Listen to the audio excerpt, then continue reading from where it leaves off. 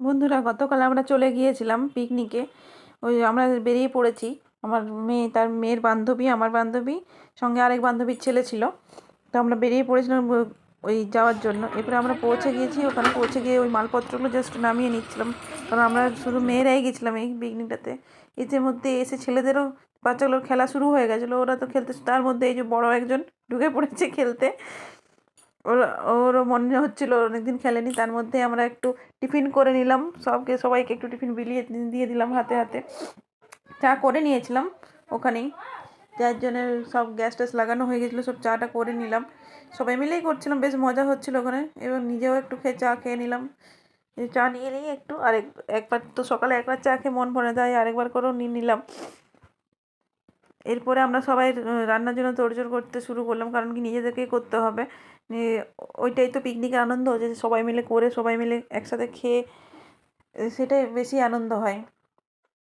তাই একটু সবাই মিলে আনন্দ করে মজা করলাম, তারপরে রান্না বান্না করবো আর কি, তোড়জোড় করা যাক। যাই হোক, ওরা করছিল, আমি যখন ভিডিও করছিলাম, তারপরে একে একে সবাই মিলে করে করে নিলাম। এই যে দেখো, দূরে সবাই করছে। হুম।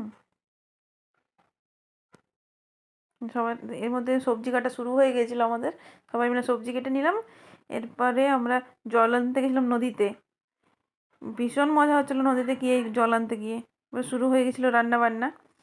যা জীবনে এই প্রথমবার এত বড় কড়াইয়ে রান্না করছিলাম, ওই খুন্তিটা আমি ধরতেই পারছিলাম না, এত ভারী ওটা। প্রথমবার বলে কথা, কিন্তু বেশ মজা হচ্ছিলো, যেহেতু সবাই মিলে করছিলাম তো, যেহেতু খুব মজা হচ্ছিলো। দেখতেই পাচ্ছ তোমরা আমরা কি ভীষণ আনন্দ করেছি। এদিকে সবজি কাটা, একে একে সবজি কাটাও চলছে, এদিকে রান্নাও চলছে। এই দেখো কাকিমাদের নাচ দেখেছো?